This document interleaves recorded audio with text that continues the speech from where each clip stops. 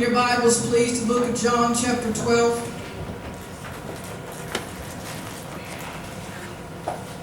Pastor's message was so timely this morning. There's been a desperation, as I told you last week, there's been a desperation in my heart just to know God better than what I do. I can't say that I have anything in my life at the moment that I just really need a miracle from God, or that I just really need an answer from God. I don't even need a manifestation. I don't even need something just to wow me and to awe me. I need God to invade my life. John chapter 12, verse 1 through 3. Sorry for the media, I do not have a title. Feel free to put whatever you want on it. Then Jesus, 6 days before the Passover, came to Bethany, where Lazarus was, who had been dead, whom he had raised from the dead. There they made him a supper, and Martha served, but Lazarus was one that sat at the table with him. Then took Mary a pound of ointment of spikenard, very costly, and anointed the feet of Jesus, and wiped his feet with her hair. And the house was filled with the odor of the ointment. Father, I come before you in the name of Jesus Christ. I ask, God, that you move in this sanctuary right now even stronger than you already have. I ask that the power and the anointing of the Holy Ghost fill this place tonight. I bind every spirit of distraction. I take authority over every spirit of religion. I release the flow of the Holy Spirit to have his way in this house tonight. And God, I ask that the spirit of worship would move in this sanctuary. I ask that the glory of God would move in this house, and that we worship you the way you deserve to be worshipped, because you are a mighty God, because you are a great God, and because you are worthy of all praise and all glory. I magnify your name and I lift you up, Jesus. I just come to worship you, Lord. I just come to magnify you. I just come to glorify you. I have no other reason for being here tonight but to give you glory and to give you praise. And I ask that you move in this place by your power, by your anointing, in Jesus' name. And the whole church said amen. And amen. You may be seated if you can. I want you to see the setting here. Somebody has decided that they want to entertain Jesus for an evening. They decided that they want to spend some time with Jesus for one evening. They decided that they just need a little time with Jesus. This is the problem in the church today. We're satisfied with just a little time with Jesus. We've replaced the sweet hour of prayer with just a little talk. We're satisfied to come in and have 20 minutes of praise and worship, and the Spirit of God move like it did tonight, and well, what a great service, we're ready to go home. They wanted to entertain Jesus, but just for one evening. Just for a few hours, just for a little while. Amen. And so they set up at this time in this place where they were going to meet with Jesus. Isn't that what church is all about? It's what it's supposed to be about anyways. It's supposed to be a place where we meet with Jesus. And they set up this time, they set up this date where they were going to spend time with Jesus. But Jesus wasn't the only person invited. They sent out invitations everywhere. Y'all come. We're going to have Jesus over for a meal. Y'all come and spend some time with Jesus. It's going to be a wonderful evening. We're going to have a great time. Y'all come on over and spend some time with Jesus. Amen. But you can't spend quality time with someone when you're always in a crowd. There are aspects of that person's personality that you're not going to see until you are alone. If the only time you spend time with Jesus is in these four walls, Sunday morning, Sunday night, even Wednesday night, you don't know Jesus yet. You have to be alone with Him. You have to spend time with Him, away from the lights, away from the crowd, away from everything else to get to know Him.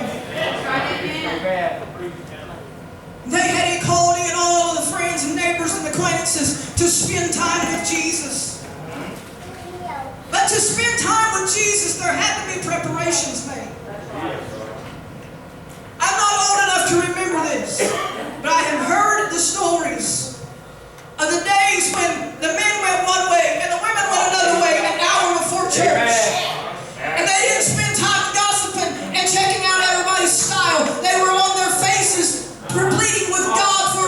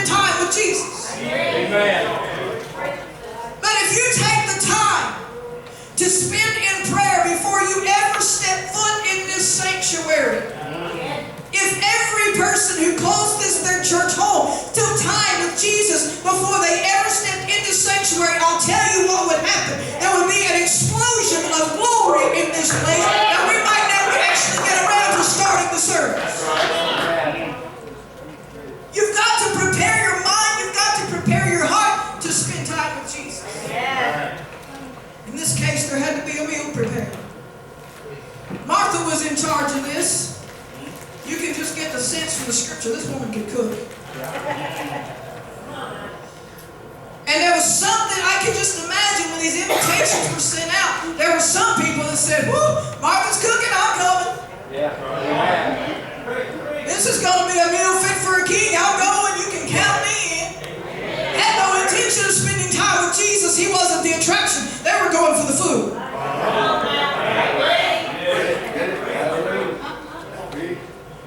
It hadn't changed today.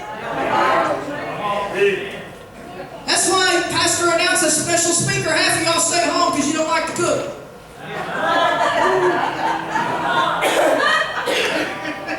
I'm not totally critical. There are some people that's not worth your time to listen to.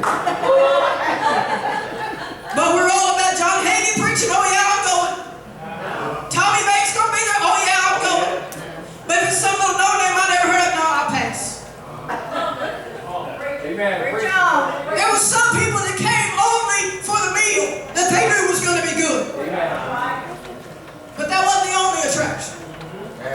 The Bible tells us that Lazarus was there. Lazarus was a testimony, a living witness to the power of Christ. You only had to look at Lazarus to know there was something unique and something unusual about Jesus. And so there were some people who came just to see Lazarus. He was a sensation.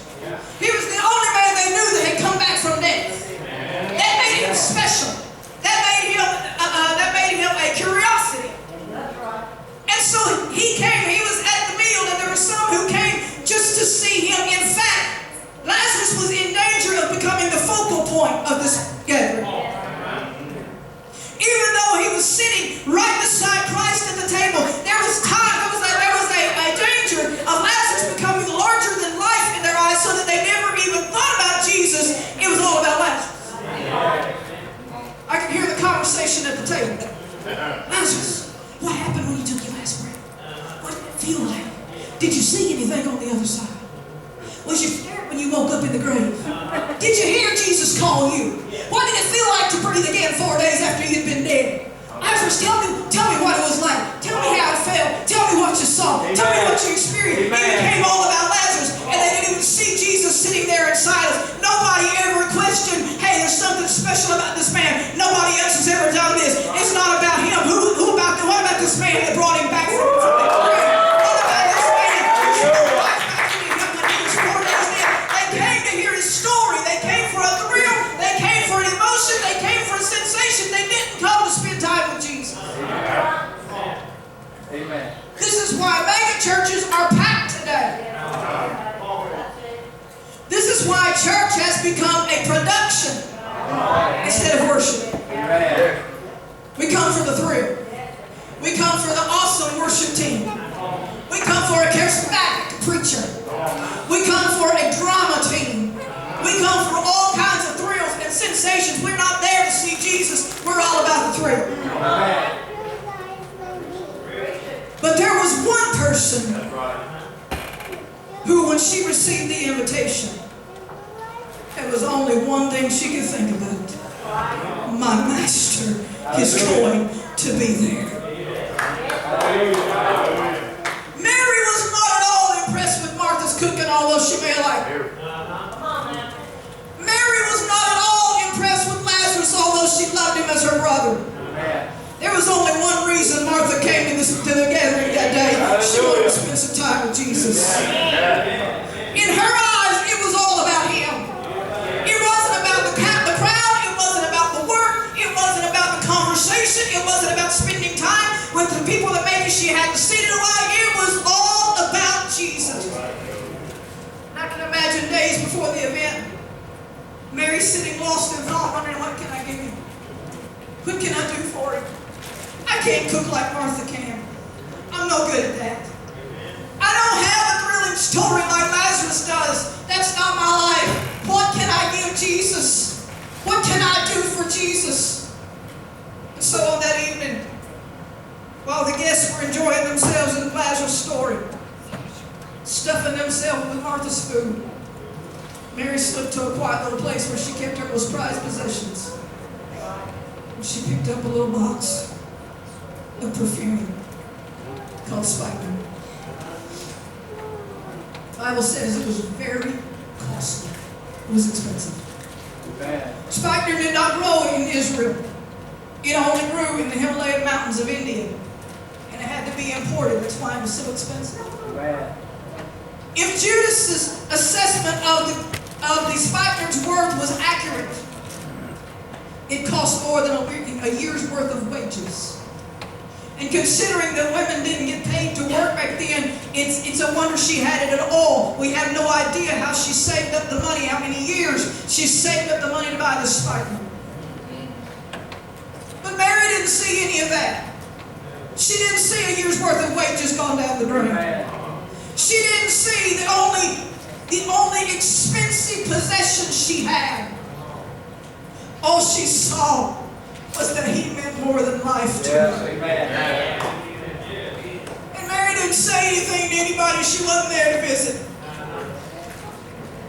Don't get your feelings hurt if you come in and I don't speak to you before the service. I'm not here to visit. I'm here to spend time with Him. I'll talk to you after the service is over, but before we get into the presence of God, I'm here to spend time with Him.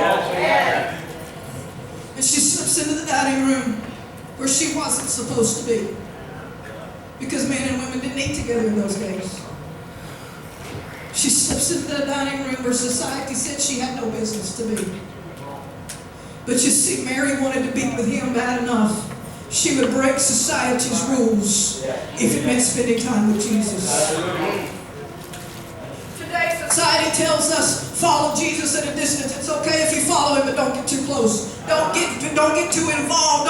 Don't really make yourself sold out and consecrated. But if you really want to follow Jesus, if you really want to spend time with Jesus, you'll break society's rules. You'll be radical if you have to. You'll be fanatic. That's what they want to call you. I have to spend time with Jesus. So she slips in there, makes her way to where He was sitting. And as she stood at His feet, Luke says, weeping. I can't help but imagine her mind is going back over all the times that she's been with Christ before this. You see, this wasn't the first time Mary was at His feet. While Martha was busy cooking and making preparations for the meal, when He was a guest at their house, Mary was breaking the rules, sitting at His feet, listening to His word. When grief broke her heart and death had stolen her only brother, and Martha met Jesus and said, hey, look here, if you'd been here when you were supposed to be here, this wouldn't be going on. Mary came out and she fell at His feet. She's the only person that ever made God cry. But when she fell at His feet with her tears, the Bible says Jesus wept. You cannot truly worship unless you have spent time at His feet. Oh, you can lift your hands and you can say, Lord, I love you. You can clap your hands, you can shout, you can dance, but you cannot truly pour yourself out in worship until you have spent time at His feet. She remembered life before Christ, because Luke said she was. She remembered the shame and the pain and the grief that she felt from the life that the life of sin had brought her. She remembered all those sleepless nights when she couldn't sleep for remembering the horrible things she had done and all the things she'd been a part of. But Jesus had come into her life and He had cleansed her. He had made her clean. He had made her whole. He had mended her broken heart. She remembered the lessons she learned sitting at His feet and listening to His voice. She remembered the time when He called her out of her grief while she still sat in the house, and Martha came and said, hey, Jesus is calling for you. She remembered that day when He called her name, and grief could not keep her prisoner any longer. Grief could not bind her down any longer. There was something about being at Jesus' feet that was Mary's favorite place to be. You see, in this generation, God's got His hands full with people that want something. Give me, give me, give me, give me, give me. I need. Come on. But there's plenty of room at His feet for the one who just wants to worship. Amen. So Mary stands there with tears streaming down her face, remembering what she used to be. where Jesus has brought her from, what He's done in her life. The Bible doesn't say that she opened the top of the box and poured out the oil. The Bible says she broke that box. I wonder, could we just break the box that keeps our worship hemmed in? Hallelujah. Could we just break the box that keeps us in our same little circle, our same little cycle? We won't dare stand up and shout hallelujah during the preaching because that don't fit the box. Amen. We won't dare come to the altar and just lift our hands and worship God in the middle of the service because that don't fit the box. We can't sing in the Spirit because that don't fit the box. Our worship is so hemmed in, it's so restricted, it's so restrained. Can somebody just break the box and pour out your love? Just destroy the restraints and the constraints and allow God to do what He wants to do. Hallelujah. She broke the box and she poured the ointment on the Master because He was the only one worthy of such an expensive gift. And the Bible says that the smell, the aroma of the ointment filled the entire house. Now from all over the house, every room of the house, people are going, what's that smell? It's coming from this direction.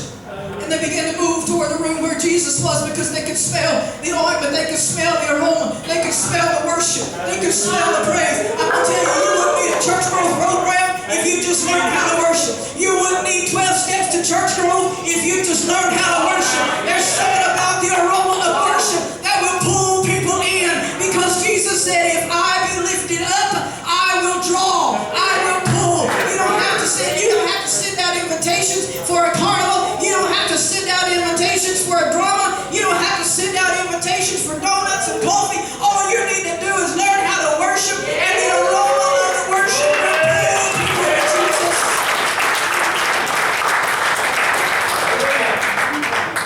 Because worship shifts the focus. In serving as Martha did, there's the danger that the focus can become the servant. And all they talk about is, wow, how good Martha can cook. In witnessing, there's the danger of the focus becoming the witness. And they're like, oh man, did you see how much he's cleaned up? Wow, he's such a powerful man of God now. He has such a powerful testimony. But the focus is all about the witness. But when you begin to worship as Mary did, nobody even noticed Mary in the room. It was all about Jesus. Worship permits only one focus. That is the one for whom the worship is intended. And it changes the atmosphere. It changes the focus where you don't see people anymore. You don't see programs anymore. You don't see personalities anymore. You only see the Lord high and lifted up.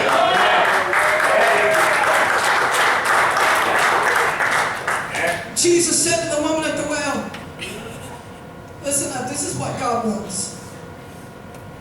He wants true worshipers. Amen. Who worship in spirit and in truth. We worship in truth, but sometimes we miss the spirit. And the letter kills. It's only the spirit that gives life. And what God wants, even more than He wants the worship, He wants the worshiper. He wants you. Amen. Because you see, worship is not 3 fast songs and 2 slow ones. Worship does not even have to be music. Amen. Music is a tool we use to worship. Amen. But worship is the expression of your heart to God. And if your heart's not in it, you can sing the most beautiful worship song and you haven't worshipped at all. If your heart's not in it, you can profess much love with your lips. Jesus, or God said in the Old Testament, they draw near to me with their lips, but their heart is so far from me. They're so focused on everything else. They're so about everything else. They're so energized about the ball games and about the soccer matches and about the... Come on. Break it, girl. They're so about everything except Jesus. Pastor said it this morning, if you were at the ball field and your team was winning, would you be acting like you're acting in church? No. Speed. Amen.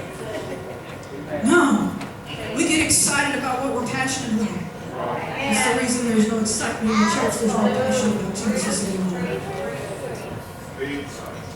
But when you really love Him, when you remember where He brought you from, when you think about who you used to be, and where you are now, and the changes He's made in your life, when you think about the lessons He's taught you, when you think about the times He's healed your broken heart, when you had no idea how you would survive another day, when you think about the times He's called you out of your grief, you can't help but worship Him. You can't help but praise Him. You can't help but restore your love over Him. He's looking for true worshipers who pour out their hearts and their souls before Him. And let Judas grumble if he wants to. Let everybody else complain if they want to. They didn't buy the alabaster box. They don't remember when He called them out. They haven't experienced what you've experienced. It's your alabaster box. You pour it on Him if you want to. You paid the price. You walked through the trial. You came through the crushing. You endured the stress and the things that the enemy has thrown against you. It's your alabaster box. You decide who gets it. You decide who gets your praise. You decide who's worthy of your worship. It's your alabaster box. Pour it on the Lord. Because in the end, it wasn't even about Mary and her worship. In the end, it was about His crucifixion, His sacrifice. Although she didn't understand what she was doing at the time, Jesus in her worship is prophetic. Her worship is prophetic. It's not about what's happening right here, right now. It's about what's going to happen in a few days. Listen to me. When you go through the trial, when you're pressed until you can't pick up your head, that's when it's time to break the alabaster box. Because worship is prophetic. You're not worshiping for what's happening in my life right now. You're not worshiping for what I'm going through right now. You're worshiping for the breakthrough that's ahead of me, that God's going to bring me out with a testimony I never would have had if I hadn't walked through this trial. A few months ago, something happened to me totally unexpected. My heart was crushed. I'm not going to lie to you, I was as brokenhearted as I've ever been in my life. And for weeks, I didn't have a praise. I didn't have a worship. Because I handled it wrong. But I remember the day when I came to the point, I said, God, I can live without that. But I can't live without You.